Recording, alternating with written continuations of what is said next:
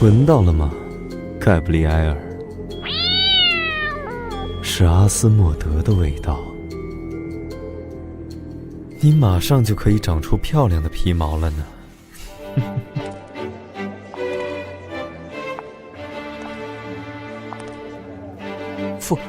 副队，恶魔的气息好像消失了。那东西应该还在附近，去外面看看。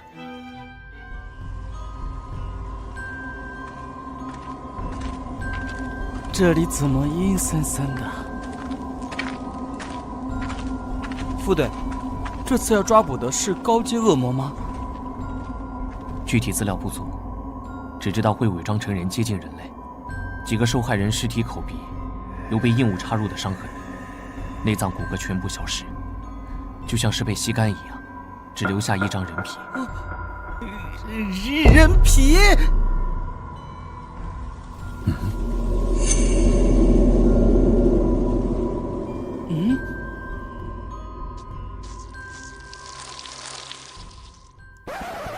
副队，怎么了？少儿不宜。副队，我已经成年了。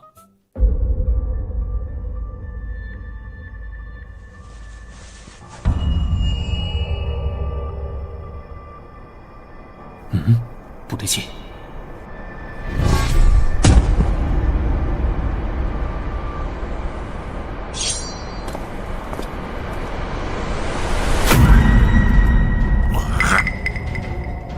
啊！这是……看来我们找到了。它竟然会飞！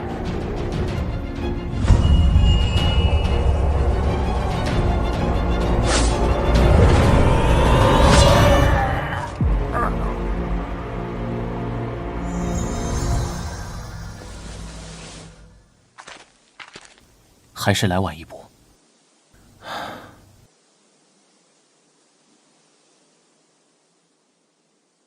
副队真厉害，一招就解决了。尼尔，叫6队来善后，你也可以下班了。副队放心，回去后会把行动记录补上，明早把魔盒交给魔源部归档。您看起来脸色不太好，没事吧？没什么，我还有点事要处理，先走了。请您放心。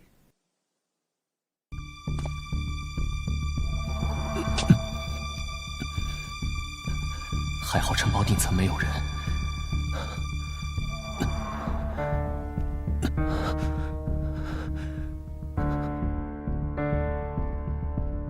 该死，心脏好难受，这段时间越来越严重了。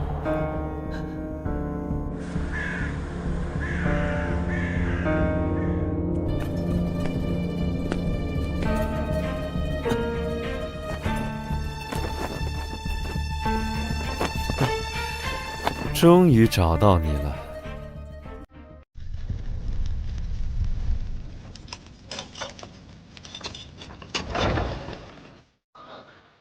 这里是……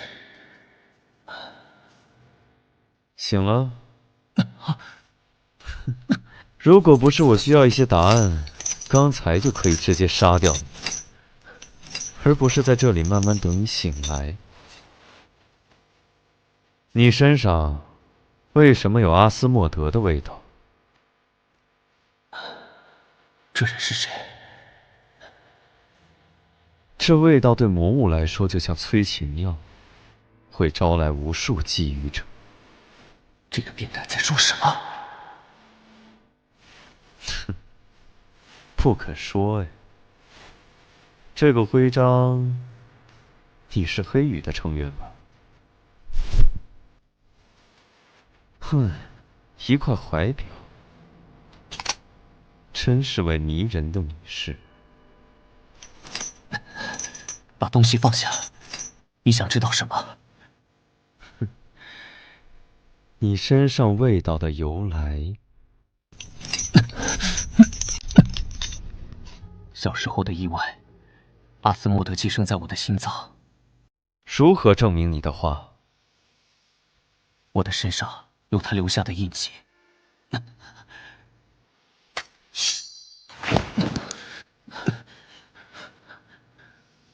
印记在后背。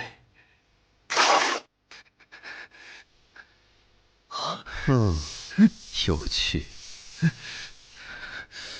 原来如此。虚弱的恶魔借用漂亮的人类躯壳蛰伏，以待复活。据说这种暗玫瑰色的印记会随着时间慢慢绽放。当延伸的印记在前胸心脏处交汇时，就是你的死期。我知道。印记一旦进入绽放期，被寄生者剩下的寿命就不到1年了。看样子你离死期不远了呀。你的心脏我预定了，在你濒死时我会来取走，不会让你的灵魂落在恶魔手中。阿斯莫德的气味太强烈了。你要干什么？送你一条项链，作为心脏的定金。你管这个叫项链？款式是特别了一些，但能压制住你身上的味道，保护你稀有的心脏不被其他觊觎者发现。而你那珍贵的怀表，暂时由我来保管。晚安，我的睡美人。我们还会再见面的，用不了多久。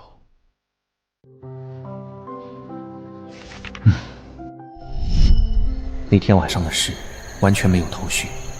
再次醒来的时候，我躺在莫里斯堡外的丛林里，那个拿走我怀表的混蛋到底是谁？加兰，加兰，啊，队长，最近怎么了？你很少这样心神不宁的。没什么，一些小事。和我去一趟卡尔纳斯。是有新的任务吗？不，是去见一个相当麻烦的人。虐杀。这人在各地狩猎恶魔，虽说行为正义，但似乎以虐杀为乐，手法也相当张扬。猎杀对象都是占据人类身体的高阶恶魔，心脏都被完整取出。虽然最近不知道什么缘故突然停手了，但我们身为黑羽成员，不能放任这样的私刑存在。他是谁？黑泽尔公爵。晚上好，先生们。请问是霍克先生和诺伊斯先生吗？是的。公爵大人恭候两位多时了，请这边走。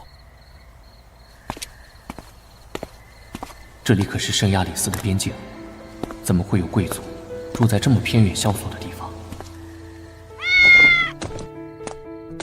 这条长廊的尽头就是公爵大人的书房，请两位在那里稍微休息，公爵大人马上就来。先生，我能留下来参观一下公爵大人的长廊吗？您请便。霍克先生，我们先去书房去吧。要是我没认错，这就是我的怀表。那天带走我的人就在这个城堡里。又见面了，黑羽的副队长大人，以及我的猎物先生。那晚带走我的人，是你吧？黑羽的副队长果然敏锐。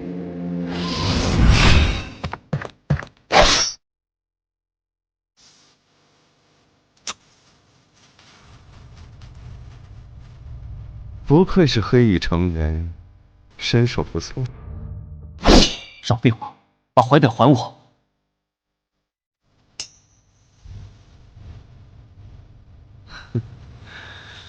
队长大人生气的样子，可真是威严骇人。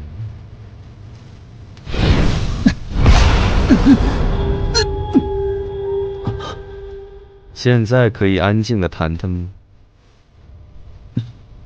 可恶，这家伙比想象的难对付。哎，副队长大人，果然不听话呀。怀表可以还你，不过接下来需要副队长大人配合一下。抱歉，让您久等了。这位是我们的主人，黑泽尔公爵。初次见面，我是罗德里克·霍克，这位是加兰·诺伊斯。哼，我刚刚和诺伊斯先生认识了，在走廊上。他很喜欢我的雕塑们，我们聊得相当投缘。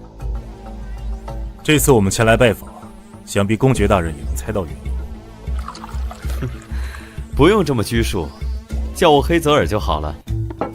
前段时间的事情只是一个正义的公民应该做的，还劳烦两位亲自跑这一趟。明明在狩猎恶魔阿斯莫德，说的冠冕堂皇。虽然除掉了祸患，但您的正义感也给黑羽造成了一些困扰，要疏解民众恐慌，还要应对政府施压，我们的工作也很难推进，希望您能理解。我本来也在为程序正义而苦恼。刚刚在走廊里，诺伊斯先生提出一个绝妙的建议，鬼话连篇。他热情地邀请我加入黑羽，这样既能为民除害，又不会令黑羽难做。而且，加兰说他正好缺一个固定搭档。加兰，是这样吗？是的，这人要加入黑羽，目的应该不只是我身上的东西。公爵大人，您的这个提议，我们需要时间讨论一下。不知，时间很晚了，两位先生今晚就请在这里留宿吧，可以去客房再商量。黑羽的成员的确是两两一组，需要有固定搭档。可你不是一直都拒绝的吗？今天是怎么回事？这么棘手的人，与其放在外面任他肆意横行，不如放在黑羽中好监管。我可以监视他。短期内这倒是个最省事的办法，不过这人身份应该没这么简单，还需要详查。你负责这事吧。只是这种养尊处优惯了的贵族少爷，能吃得了苦吗？您真的决定去黑羽了吗？距离那个地方那么近，会不会……别吓自己，这样加入黑羽，说不好能悄无声息地进入那个地方，不必大动干戈，这样的体面优雅，才符合贵族的身份。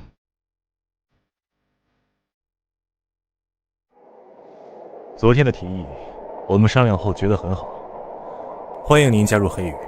首都那边还有些事务需要处理，我们就先回去了，期待您早日入队。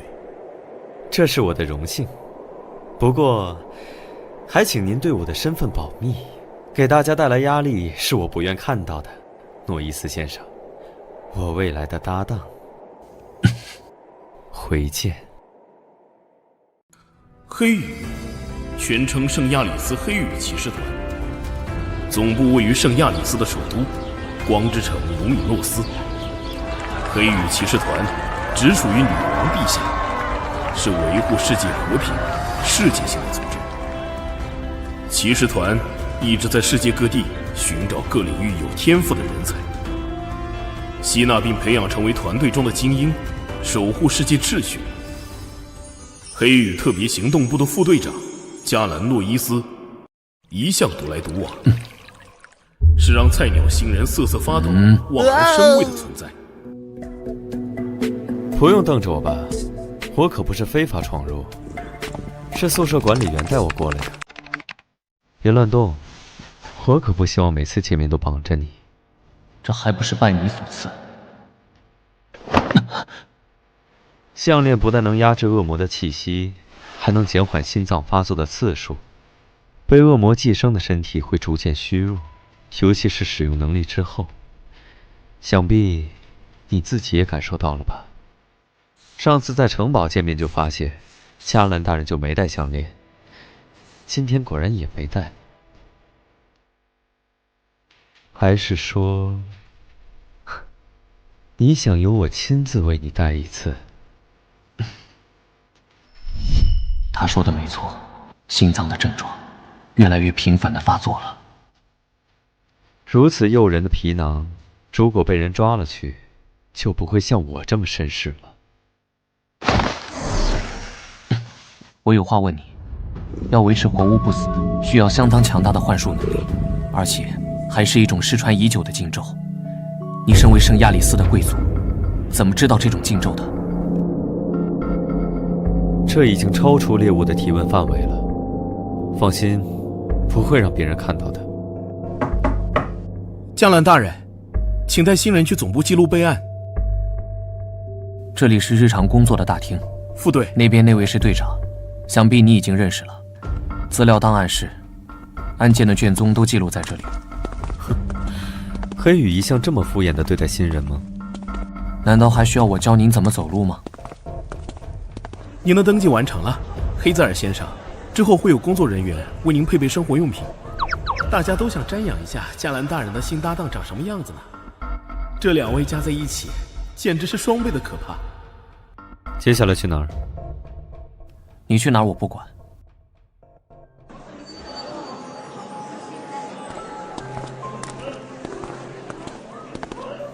无论你出于什么目的，不要把其他人牵扯进来。哼，放心吧，我只对加兰大人感兴趣。听到这种承诺，完全高兴不起来。不寻常的气息。那么多人在看什么？来，看一看呐，雷克村盛产的稀有珍珠啊，一颗只要1个金币。1颗珍珠居然这么贵啊！据说最近发现的稀有品种，大部分进过给皇室，只有少数才能被平民见识到。这珍珠啊，是天然形成的人面珍珠。虽然只是珍珠而已，总觉得有些不对劲。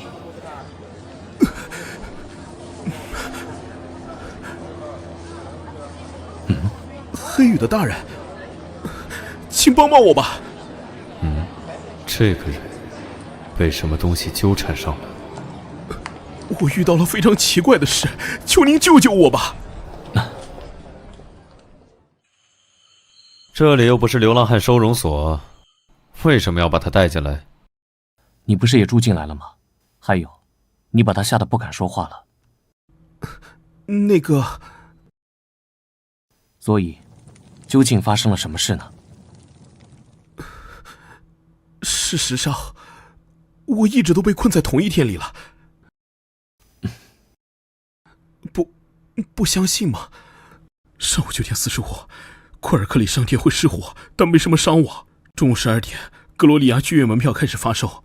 阿莎尔公主即将于21点30诞下一名女婴，取名塔尼亚。这件事会在22点47登上皇家晚报。在21点55会下雨，在1小时后会停止。今天发生了什么事？我经历了太多次，倒着都能背下来。时间未到，无法验证你说的事情，请等等。如果你说的是实话，一定是发生了什么事吧，或者有什么关键的契机。记不太清了。记不清了。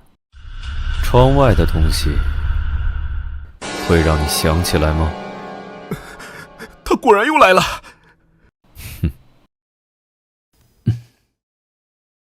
救救我！是怨念幻化的怨灵，一时还无法进入屋内。你们之间究竟发生了什么事？我叫布莱恩，艾琳娜生活在阿伊尔斯城，而我来自周围的乡镇。我是搬运工，往返于两地，时常会碰到去学校的艾琳娜，久而久之就相识了。尽管我比艾琳娜大10岁，但我们无话不谈，很快就相爱了。她的父亲是个富有的铁匠，瞧不起我的职业，反对我们相爱。于是我们私奔了，一起来到圣亚里斯生活。大城市的生活远比我们想象的要艰难，尽管省吃俭用，还是花光了积蓄。坚持了3年，还是回到了阿耶尔斯城。本以为我们多年的诚信会感动他，谁知道，滚出去！他的家人还是极力反对，我丢了工作，流落街头。艾琳娜，既然这辈子不能在一起，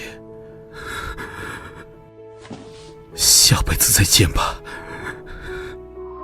我提出了这样的要求，可是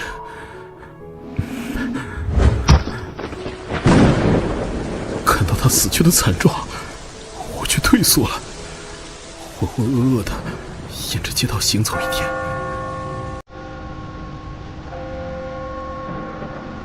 在午夜12点，钟楼声响起的时候，一切又回到了原点，又回到了那天早晨。我想，也许一切还有机会，连忙跑出去阻止，挽回犯下的错误。可是，四处打听，却没人认识、听说过有一个叫艾琳娜的人啊！失火啦！快来灭火！失火啦！快来灭火！尼洛利亚的门票已经售罄了。皇家晚报上说，公主殿下诞下一位女婴。下雨了，曾经自杀的景象又在我面前重现。她死去的样子再次在我眼前又慢慢消失。无论我躲到哪儿去，到了她当初跳楼的时间，她就在我眼前一遍一遍地跳下去。而我永远在这一天循环，试了无数种方法，今天遇到你们，觉得可以帮到我。21点55分，下雨了。原来是这样，不如回到原地看看。这个人有这么好心吗？不过我也正有此意。怨灵的怨念把这个人困在同一天，或许现场会有什么突破口。就是这里，他还没有出现。就在附近，非常强烈的怨气，被怨念彻底吞噬之前，还是有机会唤醒的。居然要用这么费时的办法，要与亡灵对话。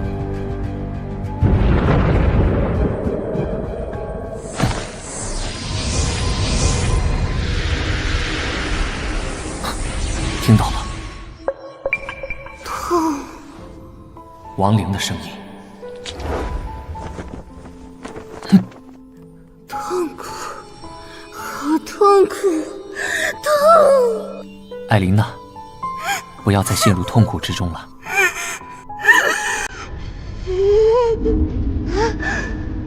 快陪我吧！走了，停止！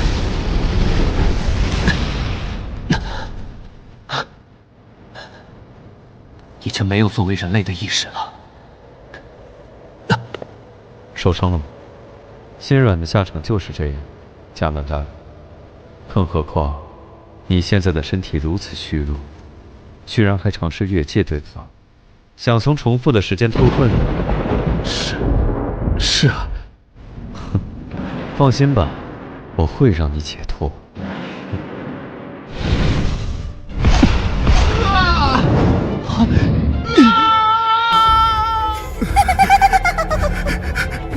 我们可以这样在一起了。解决了。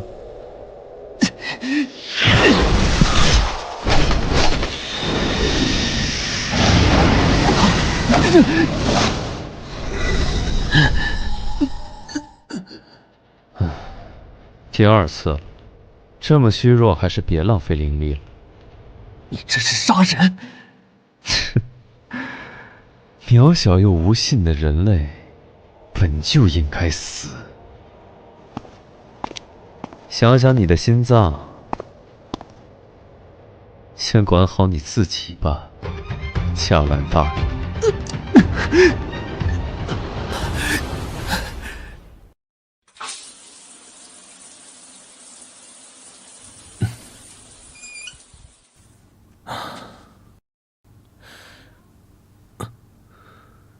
印记又扩散了一点。我马上带队去处理，乖乖在家里睡觉，千万不能出门，听懂了吗？知道了，爸爸。爸爸马上回来。嗯。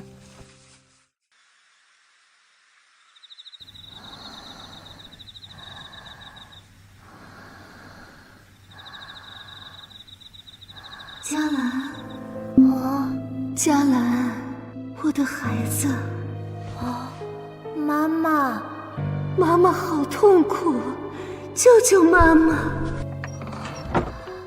来，孩子。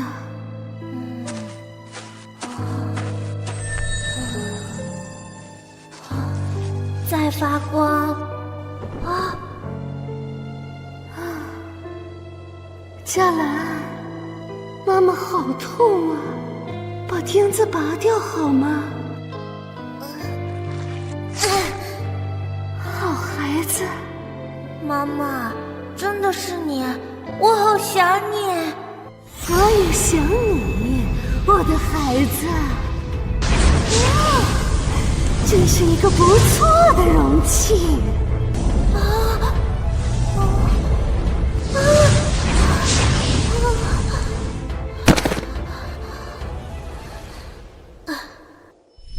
再次醒来，我就已经得救了。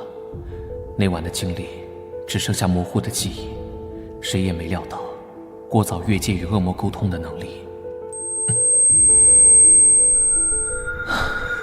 反倒成了我噩梦的开端。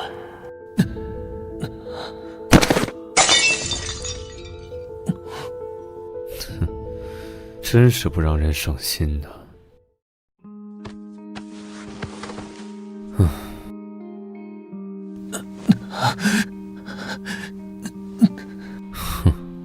盖布里埃尔，项链在哪里？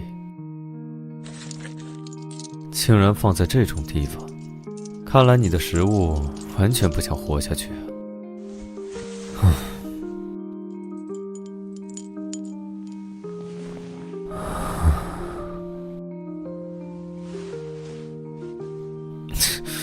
该死，距离这么近，阿斯莫德的气味害我差点失控了。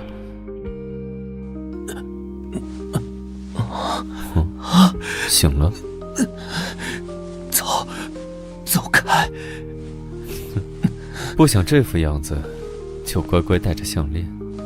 下次再遇到这种情况，就不一定会是我这样的好人了。要有做猎物的自觉啊！乖乖躺着。打扰了，请问有人在吗？这位是副队传说中的新搭档。您好，我是黑羽实习队员尼尔加西亚，我来取上周的案件资料。哼，请稍等，我去拿。喏，谢谢你。另外，今天副队没有去总部，请问是有什么事吗？哼，只是感冒了，需要休息，我会照顾他的，请放心。副队最近好像经常生病啊。一定好好休息。如果有需要，随时可以叫我帮忙。虽然外表难以接近，实际上是个好人嘛。求您一定要帮帮我，我的弟弟奥乔亚布鲁克已经失踪很久了，这是他的照片。请进。这是队长您要的关于雷克村的警署资料。副队，您的身体好点了吗？队长，我这次能跟着副队出外勤任务吗？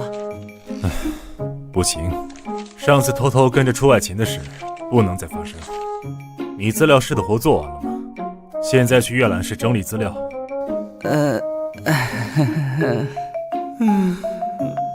入队这么久，恶魔的面都没见过几次。收到，我这就去整理资料。不出任务，他就永远无法转正了。那样就最好了。说正事，一早把你叫过来，是因为皇室珠宝供应商麦克布鲁克找到了我，他的弟弟奥乔亚布鲁克失踪了。麦克布鲁克因为事务缠身的关系，让他的弟弟带他去雷克镇取货。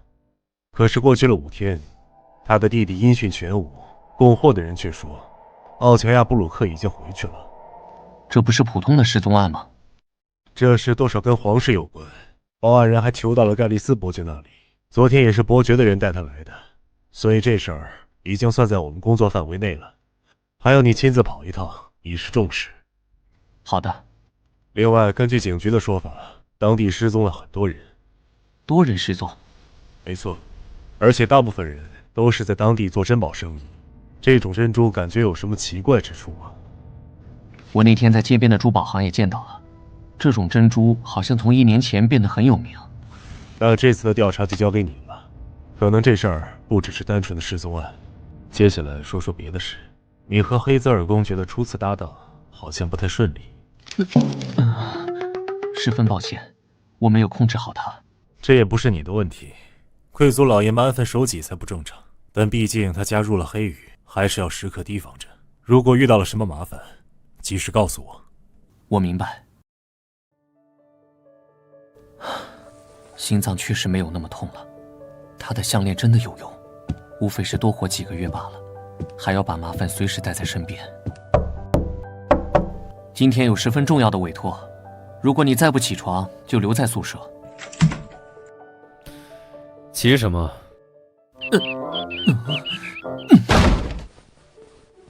雷克村，那是什么地方？近1年才兴起的港口渔村，大概要坐22个小时的火车才能抵达。真是麻烦。你们就没什么附近的案子吗？莽撞行事，草菅人命。托某人的福，我可以呼吸下偏远小渔镇的新鲜空气了。我要出门一段时间，要乖乖的，别被人看见你哦，盖布里埃尔。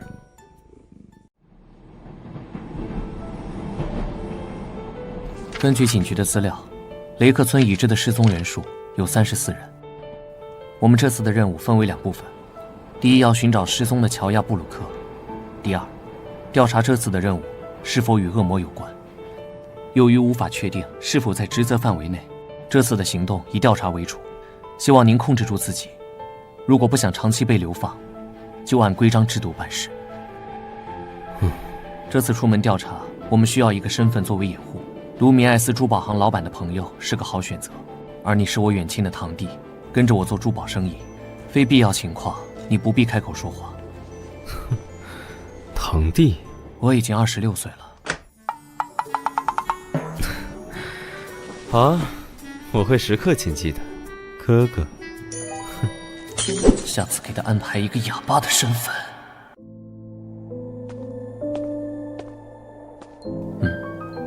那边是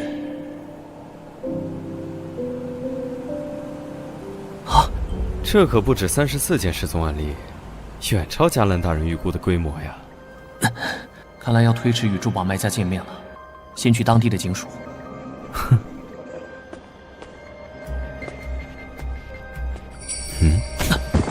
你小点声，别把跟着我们的尾巴吓跑了。在哪儿？你的3点钟方向，看到了吗？放开我，人已经走了。这都是加兰大人反应太慢了。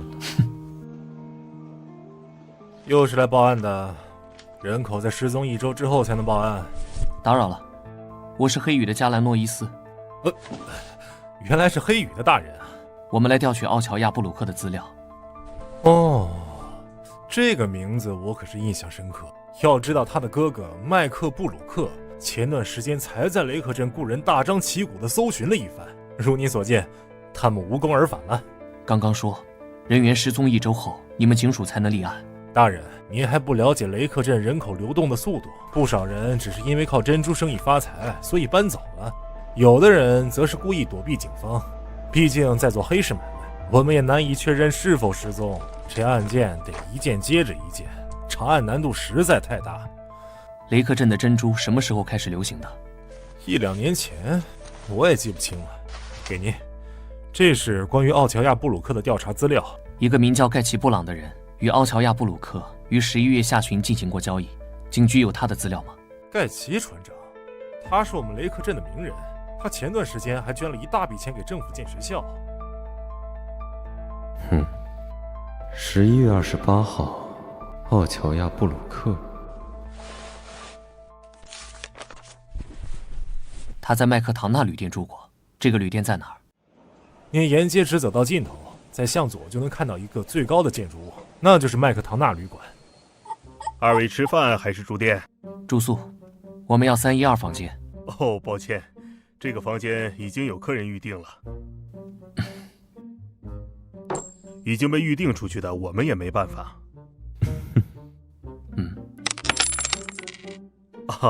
那我想想办法。不过312是单人间，你们二位，请给我多加一床地铺。不过您为什么非要住在312号房不可呢？312是我们家族的幸运数字，我们生意人讲究个吉利。哦，原来是这样。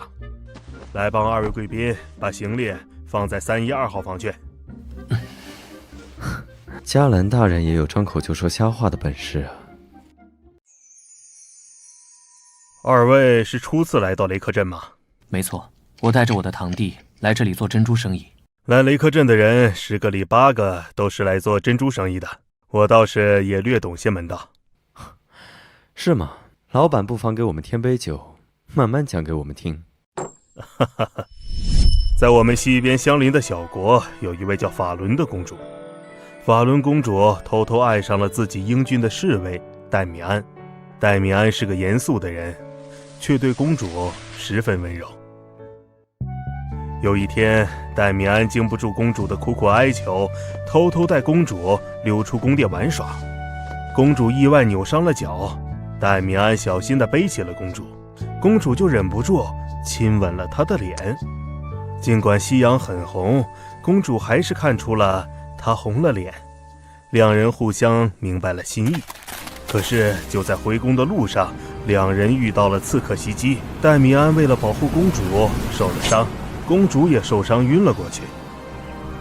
公主昏迷了2天2夜才醒过来。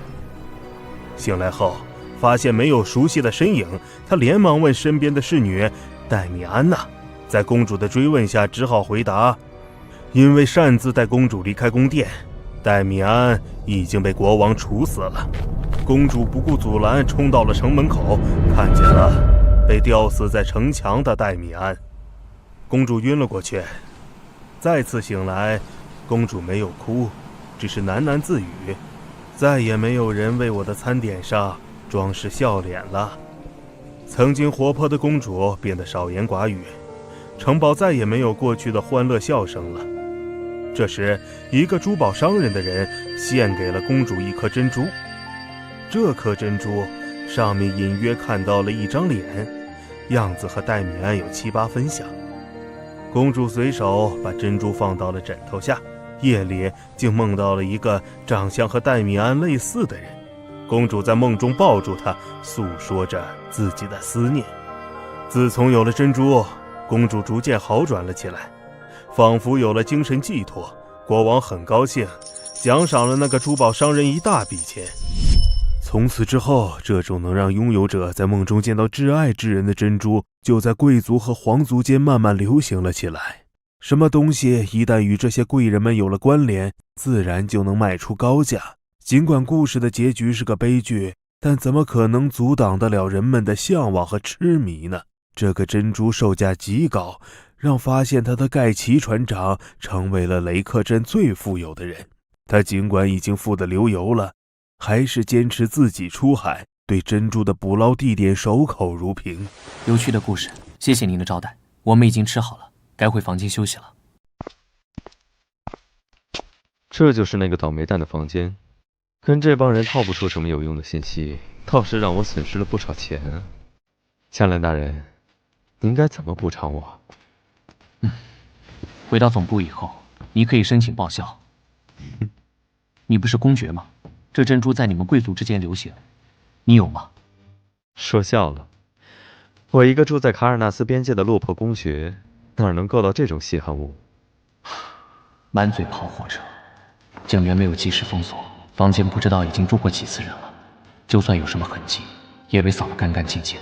至少目前没有看到翻新的迹象，也没什么打斗的痕迹。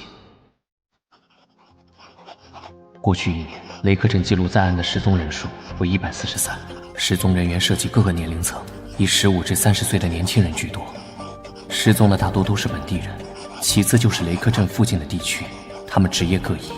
像奥乔亚布鲁克那样做珍珠生意的外地人是极少数。你的伤怎么样了？不劳您费心。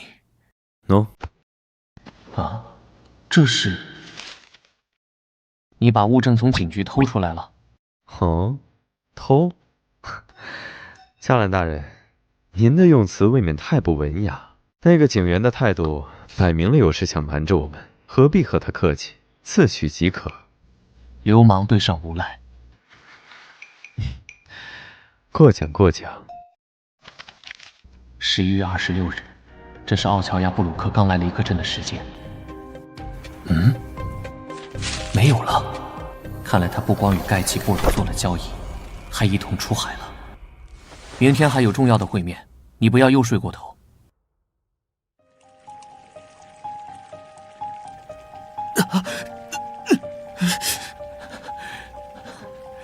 怎么又开始了？开玩笑，难道已经严重到一刻也离不开项链的程度了吗？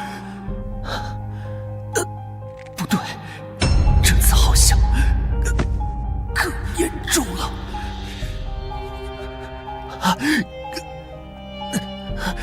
痛得快要喘不过气了。奇怪，怎么洗了这么久？又被你看到我狼狈不堪的模样。真是一个不错的容器。嘉兰，好孩子，我也想你，我的孩子。过去的痛苦时刻折磨着我，死亡啊，你何时降临？我已迫不及待。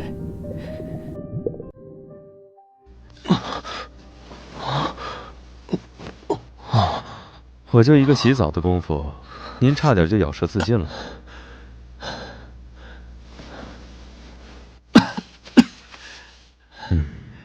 以往有这么严重的情况吗？如你所愿，距离阿斯莫德的寄生，应该是更进一步了。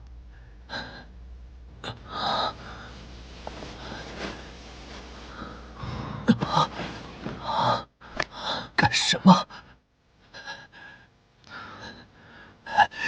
我看……滚开！行了，别乱动。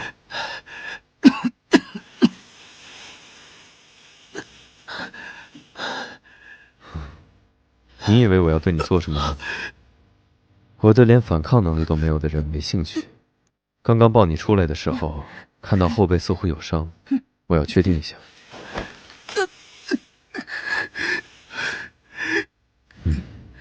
好好面对被恶魔寄生会逐渐衰弱的现实吧，尤其是心脏发作之后，会虚弱到任人摆布，这个时候逞强是没用的。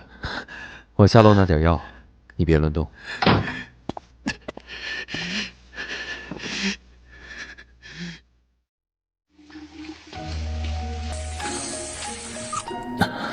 昨天，好了，走吧。您好，盖奇先生，我们是来自卢米埃斯的商人，您可以叫我嘉文。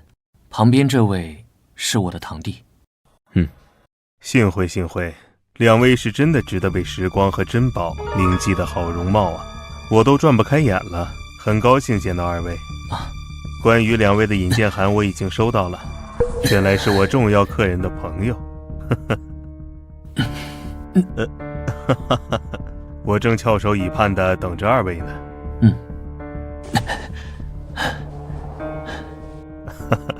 我们可以先去展厅看货，然后再详谈。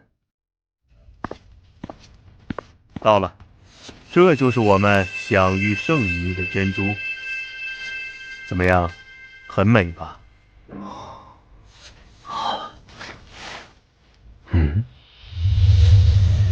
哥哥，这珍珠真漂亮啊！我实在是太喜欢了，可以先买一颗吗？两位是我重要生意伙伴的朋友，这颗珍珠就当是送给两位的见面礼了。抱歉，让您破费了。哪有的事？两位这样的容貌，才配得上如此美丽的珍宝啊！您过奖了，这么美的珍珠，我们什么时候才能订到货呢？真是不巧，这段时间订单太多，大概是没什么存货了。的确没有了，船长。我们急需这批货物，价格什么的好商量，还请您通融一下。这可太叫我为难了。不过，看在熟客介绍的份上，我给你们破个例。正好我明天有出海计划，可以带着两位一起。有什么收获，可以第一时间与两位交易。好啊，合作愉快，两位。这是帕吉特农庄的典藏，请两位慢慢享用。谢谢。其实我一直很好奇，像您这么富有的人，为什么还坚持亲自出海呢？那是因为我对大海的爱呀。只有我们知道，那片充满暗礁与漩涡的海域有多么迷人。了不起，我敬佩一切热爱事业的人。如果您需要更多的资金，我愿意提供帮助。不好意思，加文先生，物以稀为贵，我可不想赚钱的道路变得拥挤。这样啊，是我唐突了。时间不早了，我们要早些回去，为明天的出海做准备。好啊，明天见，两位。希望我们合作愉快。这次也许会大赚一笔啊。这两人大概不像表面看起来这么简单。我们的人在车站就看中了他们，看见两个人在巷子里搂搂抱抱，不是一般的关系。管他是什么关系，这次上钩的鱼正对我的胃口。记得留给我享用一番后，再一起解决。是。你是不是看出什么了？可以感受到诡异的气息，但我也不确定，所以才问那个狡猾的老狐狸要来一颗。喏，你看看。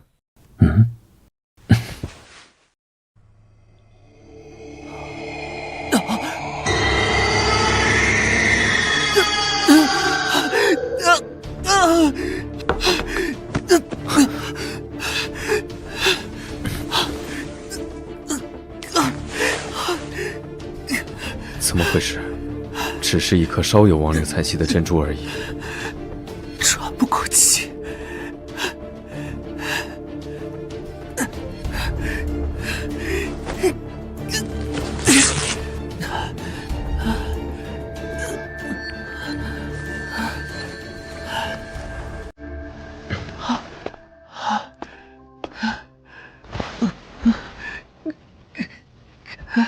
难道是你越界沟通的能力太强，可以和惨死的亡灵产生共鸣？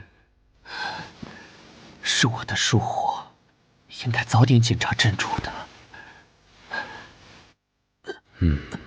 你现在的状态根本不能应付明天的出海。这不关你的事，我自己什么情况，我心里清楚。不关我的事，你觉得我是在和你商量吗？贾兰大人，看来是我这段时间太客气了。如果身体不想要了，可以提前交给我，让它变得与我有关。从被阿斯莫德寄生那天起，我就知道我活不长，呼吸停止，心脏被夺走，可能灵魂也会湮灭。也许是明天的事，也可能是10年后的事。结局早已写在那里，我不想在那天来临前就提前躺在床上，等待这个结局的来临。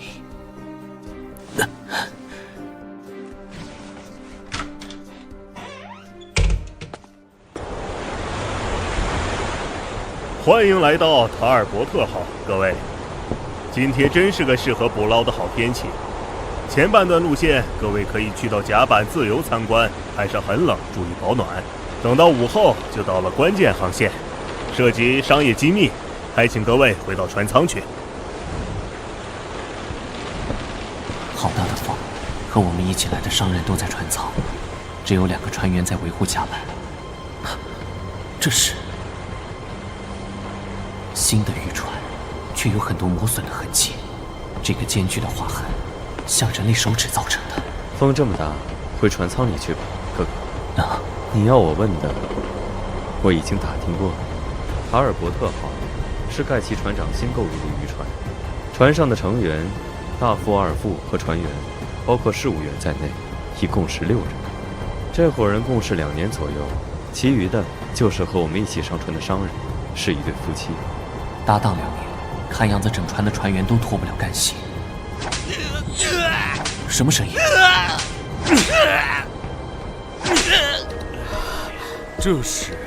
只是在教训偷懒的家伙罢了。不好意思，一点小事就惊扰到各位。不准叫了。低级的爱好。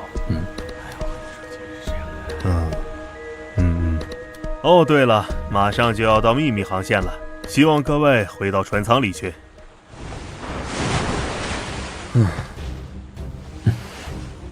没想到盖奇布朗这样苛待自己的船员。没错，他的船员竟是些独眼、瘸子、缺牙，看来都是这位船长干的好事儿。但他们仍然跟着盖奇布朗出海工作，还坚持了2年，看来这份工作很挣钱呢。既然如此，这些人还有必要留着吗？如果他们真的有罪，裁决他们是当地警署的事，而不是供你虐杀用的。太遗憾了，我可不会轻易让赫斯特姆出现。有幸目睹我使用能力的，还活着的，你是唯一一个。难道我还应该感到荣幸不成？你能控制好自己的行为，我就谢天谢地了。先生们，你们的晚餐。最后的晚餐来了，加兰先生，真是令人期待。不知道这饭菜里加了哪种药呢？你小点声，他们可能还没走远。啊！你要干什么？一个玩笑。也许我会提前被这个人气死。没想到你这么关心我呀，哥哥。这个容器装饭菜正合适。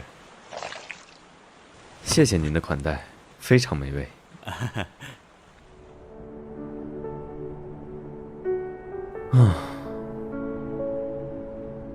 你是怎么被阿斯莫德寄生的？什么时候的事儿？不记得了。你昨晚梦到什么了？好像还哭哭啼啼的。啊！谁哭了？假装中了迷药，可不能这样大喊大叫啊，哥哥。你……有人过来了。刚到城镇的时候也是，这个人的听觉简直像狗一样。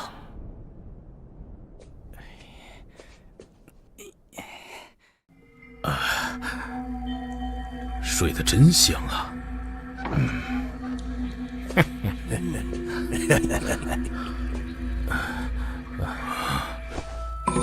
啊？什么？在后面！蠢货，别划伤他的脸！先管好你自己吧。黑子儿，麻烦。第16个，船上的人都齐了。哦，隔壁的那对夫妻呢？他们只是中了迷药，睡过去了。之前失踪的人都是被你们骗到船上的吧？为什么现在才下手？这片海域有什么特殊之处吗？何必和他们费这么多口舌？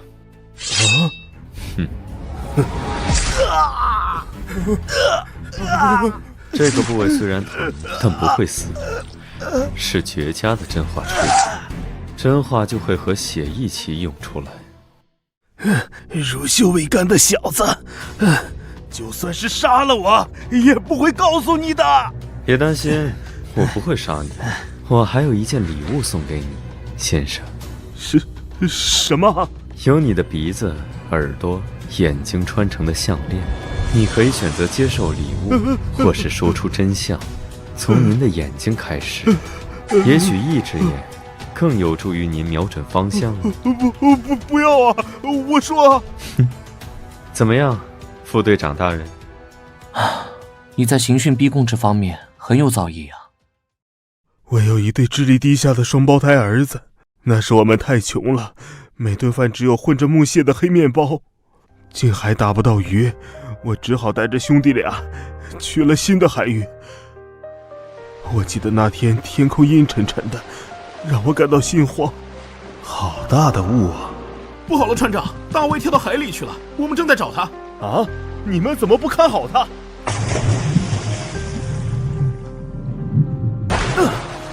我们还没来过这里的气血。这束光，好想过去啊！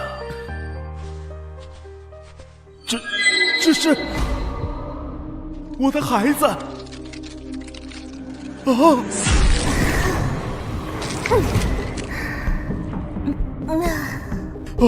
大卫，太危险了，船长，你看看我们脚下，不要送死。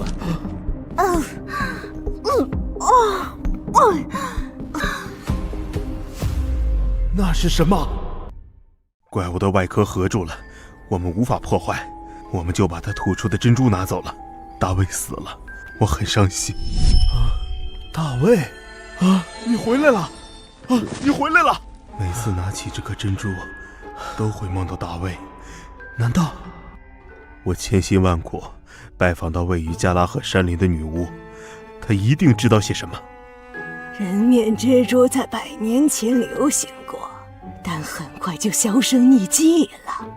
那批捕捞的人全都死了。再后来，听过故事的人都会付出相应的代价。你确定还要知道吗？我想知道，快告诉我。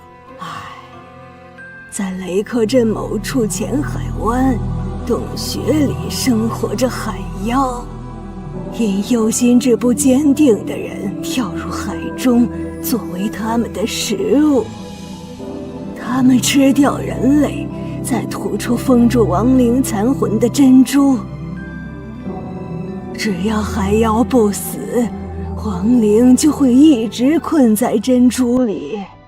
你听说了吗？法伦公主的事情，她的爱人死了啊！是啊，我的儿子不能白死。既然通过他的死，发现了这个怪异的珍珠，不好意思啊，能和我说说他爱人的长相吗？那个女巫把海妖说得那么可怕，实际上是个不会移动的海洋生物，还没有鲨鱼危险呢。只要我保持相对的距离，它就只是我赚钱的工具。我知道了公主爱人的长相，再把相似的人献祭给海妖，因此收获了第1桶金。有了第1次的成功经验，我们获得了很多珍珠。路边的乞丐变得珍珠不值钱，给我找年轻漂亮的，本地不够就给我去外地。所以，在车站跟踪我们的人也是你派来的吧？绑架外地人，欺骗与你们做生意的商人上船，把这些人献给海妖吃掉，变成你们想要的珍珠。你们究竟杀了多少人？数不清了。没想到在你们这里栽了跟头。等靠岸了，先把他们交给金属，我去解决那个怪物。你看好他们。你一个人？还有他，希望您不要搞什么小动作。盖奇先生。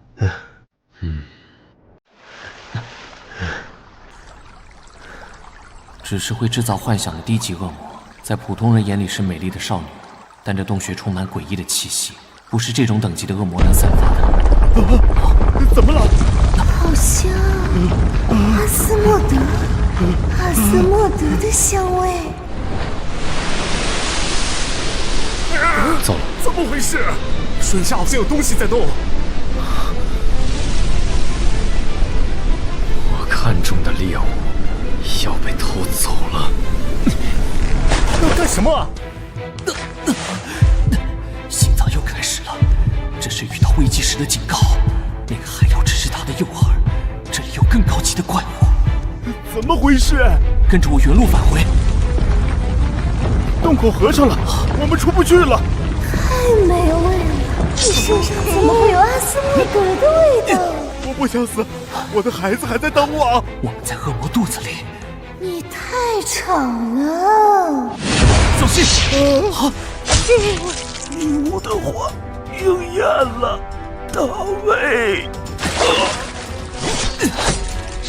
可恶，根本清理干净。手还没有恢复，完全使不上力。美味的心脏要挖出来，慢慢享受。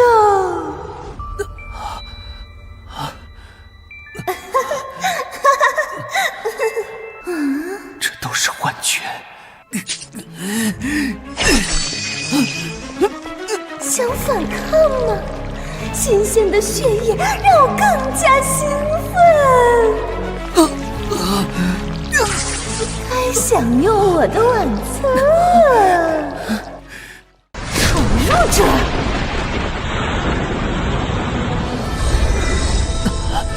黑泽尔，不可饶恕！你要和我抢吗？这是我先看中的猎物。再生了，这怪物还不死。在水下撑不了多久，必须速战速决，找到他的心脏，杀死他。心脏是恶魔最脆弱的地方，必定受着层层保护，需要一人引开他的注意力。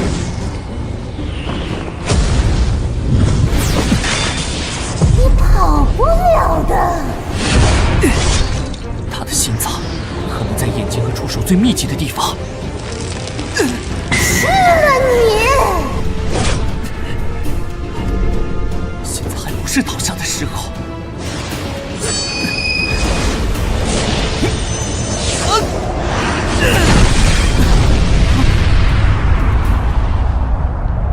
这家伙不要命一样的冲过去了。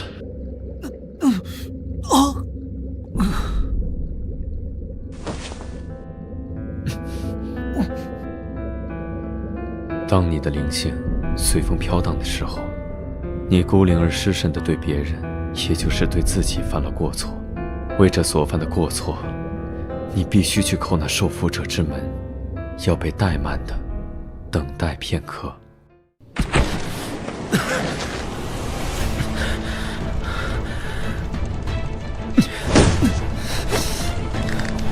你是在找死吗？还是只会自杀式攻击？这么想死，就该把你关起来折磨到死。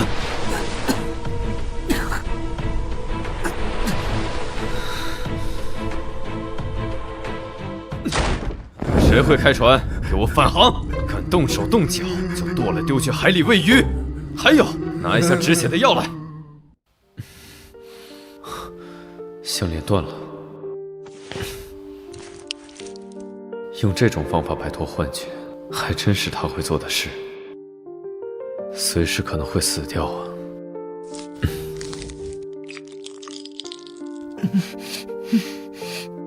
这时候知道疼了，刚才还摆出一副不要命的架势。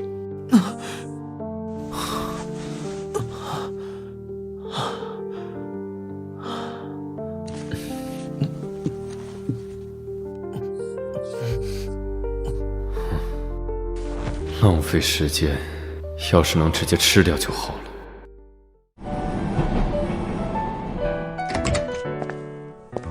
哇，这里，队长很担心两位呢，让我一定要早点来。还是先把这块牌子收起来吧。副队的情况严重吗？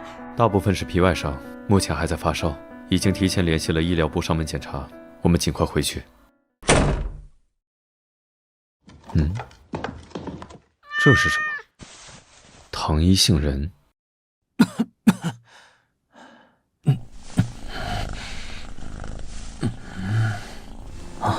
什么手感？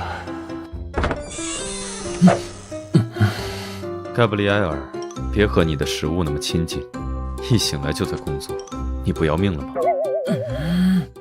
在工作中死去正合我意，就算这次逃过一劫，我的心脏以后只会带来更大的麻烦。另外，它现在还是我的。干什么？去洗澡。伤口不能碰水。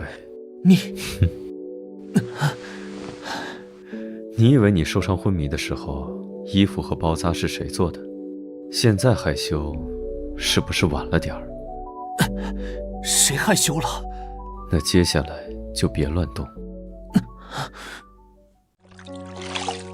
为什么？就算作为获取心脏的报酬了。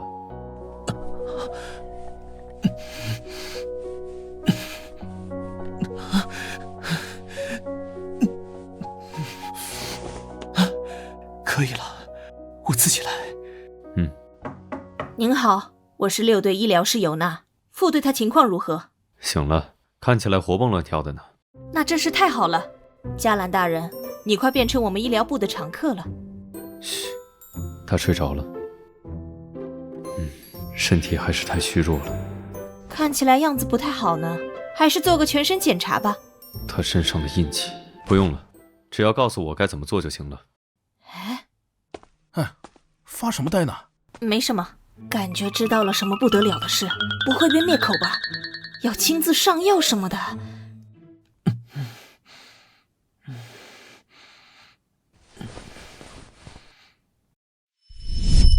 江兰，江兰，爸爸，都是爸爸的错。自从妈妈不在了以后，爸爸忽略了你，没有发现你过早的觉醒了越界沟通的能力，让阿斯莫德侵占了你的心脏。在恶魔即将苏醒的时刻，心脏的能力是最强的，会有无数恶魔想要吞噬你的心脏。爸爸没办法救你。对于这个世界而言，阿斯莫德寄生成功或者被其他恶魔吞噬，两者都是糟糕的结果。记住我的话，为了阻止上古恶魔再次降生于世，20年后的今天，也就是阿斯莫德即将苏醒的时候，杀死自己。已经是深夜了，头好晕，这身体越来越没用了。我的糖衣杏仁，宠物和主人一个德行。不过屋子里没人，这么晚，他去哪里了？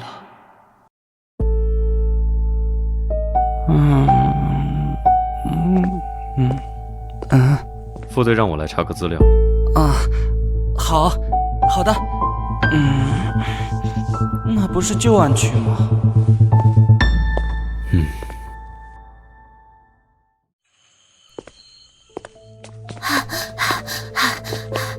是这个街道送信的小鬼。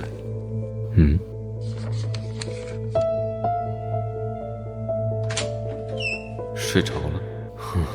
这家伙就不能老实的待在床上吗？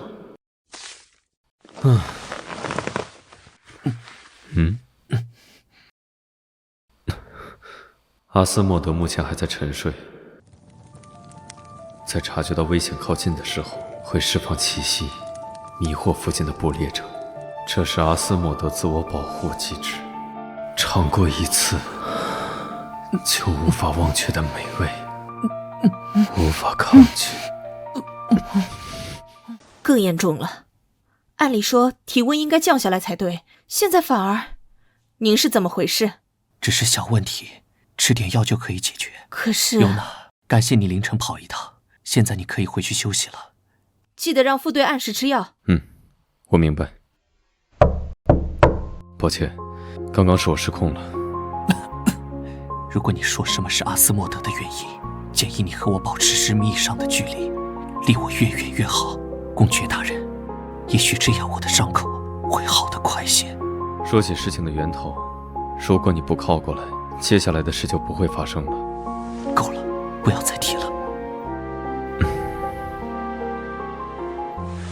我会尽快修复好项链的，用来掩盖你身上的气息。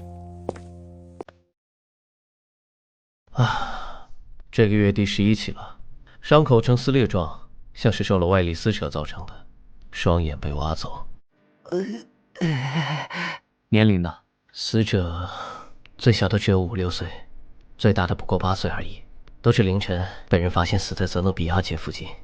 我们已经找了受害人家属谈话，其中最大的共同点，受害人的瞳孔都是蓝绿色。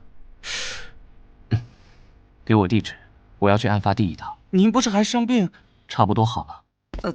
请带上我。不行，你今天可以收工了，我可不想看到霍克的臭脸。副队，最近怎么都看不到黑泽尔先生了？那天之后，那个人就没有出现过。他是这么轻易就善罢甘休的人吗？我的怀表还在他手里，那是我唯一一件死后想带进坟墓的东西。好像不该问这个问题。泽诺比亚区就算是白天也没什么人。看来大家都知道了最近发生的事，不敢出来了。我记得汉德就住在这附近，我们去问问他情况，让他最近别出门。好主意。自从那孩子被收养，我最近1周都没怎么见过他了。汉德，你在家吗？我们来看你了。嘉兰哥哥，还有尼尔，直接称呼我名字啊？你和我也差不多大嘛。嘉兰哥哥，你的身体已经痊愈了，谢谢你的花和卡片。那我就放心了。我还要去泽诺比亚街送信呢。汉德，泽诺比亚街区最近很危险，你要注意啊。没错，这几天很危险，你还是别在外面走动。没关系，我对那边很熟，而且巴贝特女士也很照顾我。等把这几天的报纸送完，我就可以去学校上课了。我们可以见见巴贝特女士吗？她不在家，晚上才回来。你们要进屋陪我玩一会儿吗？我们就不多打扰了，你要注意安全。好的。下次趁大人在家再来拜访一次吧。怎么了，副队？没什么。那人还没有把他的宠物带走。今天看到的黑影，到底是我生病演化，还是……总是有些不安。还是去看看。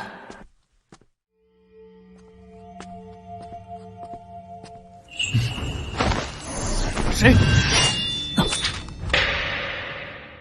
黑泽尔。好久不见，看来拿剑指人是你最喜欢的打招呼方式啊。你怎么在这儿？你跟踪我？只能说碰巧，我就在这附近，也听说了这片街区的事情。我想，不安分的某人，也许会在夜晚来到这里。别跟着我，很奇怪，他的状态很奇怪，我甚至能感受到他周围杀戮的气息。难道他又出去进行他所谓的狩猎了吗？不管了，先办正事。这么晚就别在街边乱晃了，早点回家找妈妈去，年轻人。你们难道没有听说最近发生的事儿吗？再往前走就是203公寓了。别告诉我你们是故意去那边探险的啊！203公寓怎么了？那是个凶宅，也许是200年前，或者是100年前，管他呢。在那里发生过凶案。现在凶宅的主人是一个怪女人，白天都看不到人影，只有晚上会裹着披风出来，从没有人见过她的脸。夜晚房子就会隐约传出小孩子的声音，还有弹珠声，可白天又不见小孩的影子。被低廉房租吸引而搬过去的人们，住一小段时间就会害怕的搬走。我就是其中之一，流落街头还能睡得更安稳些。最近这片街区接连有诡异惨死的小孩，大家都说和这位古怪的女士脱不了干系。汉德不是住在那里吗？到底是什么情况？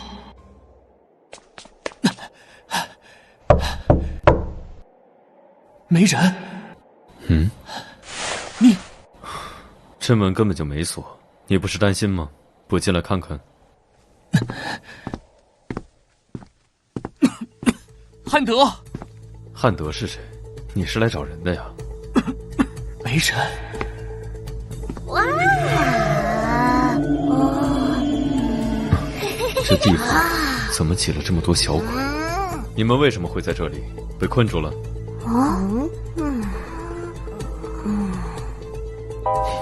不说算了。你看到什么了？一些小鬼，有人把他们藏起来或者困住了，并没有攻击性。这阁楼完全没有人使用过的痕迹。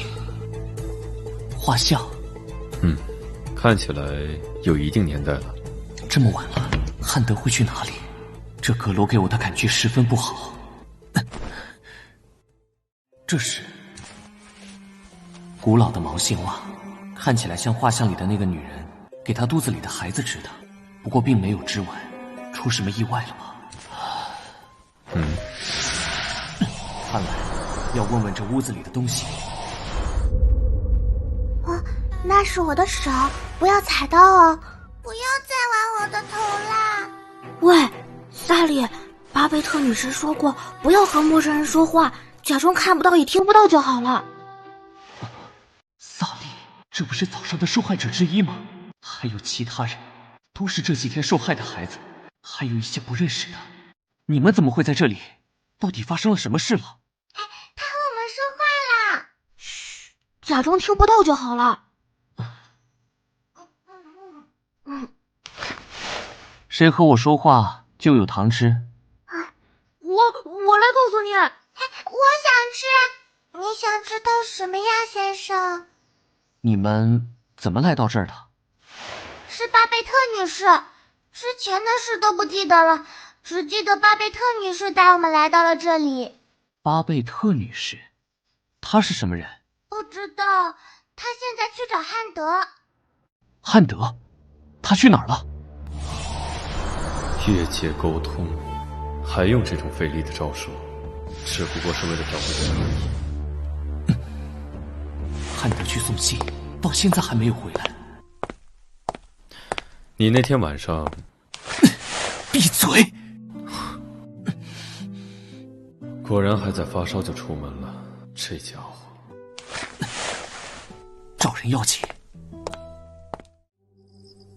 不知不觉送信送得太晚了，他们好像说有片街区很危险，要绕路走，是哪里来着？赶快回家才行。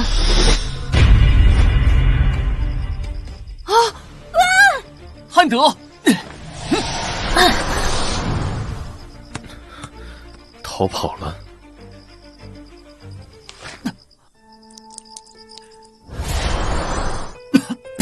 黑泽尔，你来抱着他。我，亲爱的，当我辞别人时，请别为我悲歌哀泣。坟头无需玫瑰的芬芳，也无需柏树的茂密，就用青青之草将把我遮蔽，沾着湿润的露珠雨滴。如果你愿意，可将我记住；如果你愿意，可将我忘记。啊，你醒了，加兰哥哥。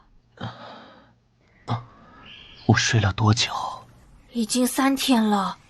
这么久？很苦吧？要不要吃糖？大人怎么能和小孩子一样怕苦呢？他还在。你先出去啊！我有话和你加兰哥哥说。哦。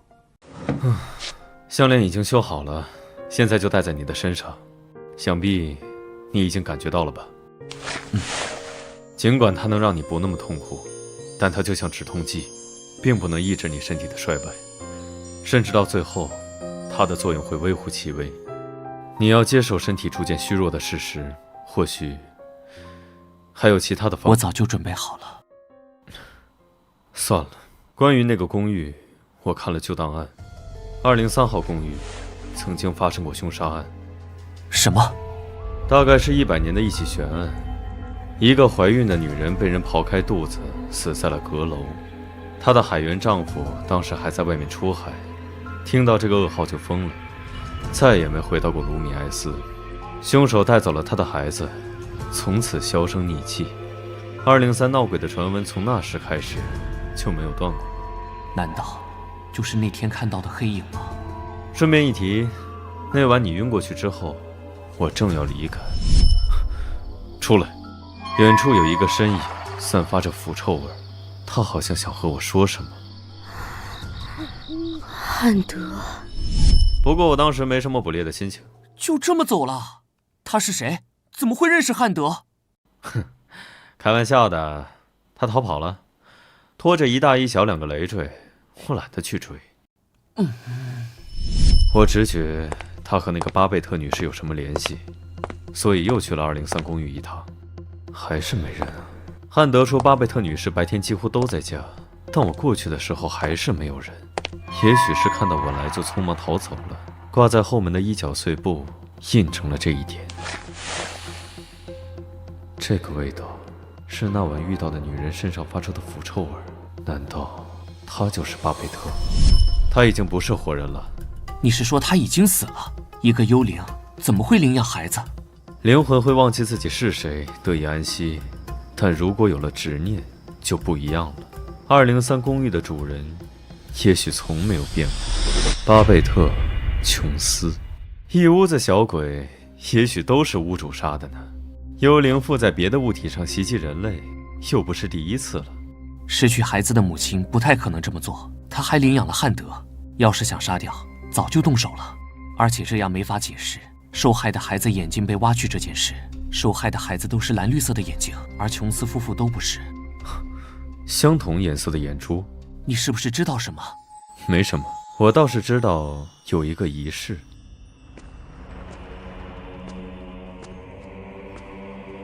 阿内修斯大人，已经是12对了，就只差1对孩子的眼睛，可惜被不识趣的人打断了。你被发现了？没有，为了防止别的势力注意阿斯莫德大人，从而引起不必要的争端，我们特意挑选了有替罪羊的地方。诺拉是最低级的怪物，不会让人注意到它的属性的。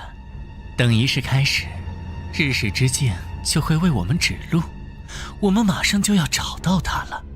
当年我们的死对头诺伊斯，他的孩子被阿斯莫德大人寄生的人类。还是要多穿衣服啊，加兰哥哥，快尝尝汤，是我煮的呢，面包也是我烤的。汉德好厉害。这太好喝了。嘿嘿，你怎么做的？这很简单啊。比你加兰哥哥做的饭好多了，我还以为他的味觉和一般人不同呢。哈哈哈哈，这是巴贝特女士教我做的呢。是不是想他了？汉德，可以和我谈谈他吗？你们是怎么认识的？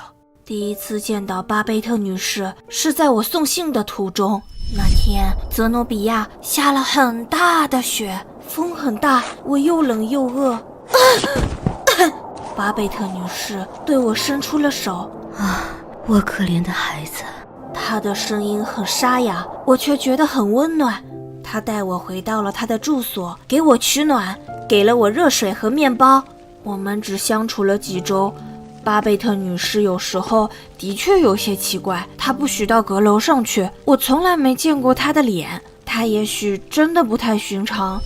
别人都说她很可怕，是个怪人，我却觉得她是个温柔又神秘的女士，她很好。离开这么久，巴贝特女士一定会担心的。我明天送完信就要回去了。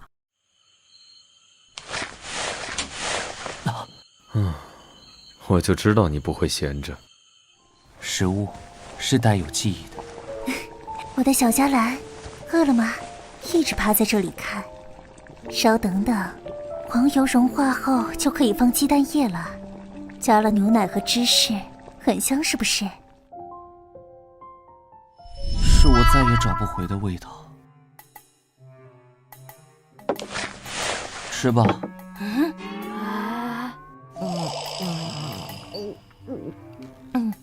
要来不及了，我要去送报纸了。要在天黑之前回家。谢谢你们这几天的照顾。加兰哥哥，黑泽尔叔叔。这小鬼。笑什么？看起来更像是因为某人的早餐逃跑的呢。不过折腾一晚上，你总算愿意放这小鬼回家住了。汉德明天就要回去了，我不放心。我可没有要阻止你，同路而已。听汉德说，那个巴贝特女士一整天在闲话，十有八九又不在家。如果不在，就在她家里等着。又不是去观光地，还把宠物带上。放心吧，半夜没人会发现的。盖布里埃尔也需要户外活动啊。一唱一和的。哎，等等，毕竟是位女士，要不还是在门口。看到我们在门口，她还敢回去吗？干坐着太无聊了，我还是去阁楼吧。喂，这次是来和他谈话的，别再翻了。不会这么巧的。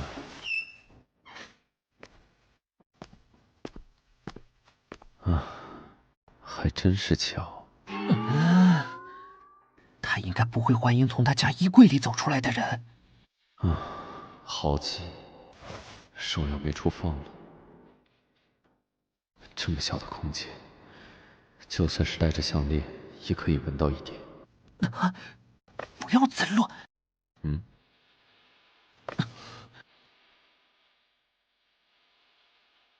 还是出去和他说吧。先观察一下，万一跑了呢？不过……什么？盖布里埃尔还在外面。啊！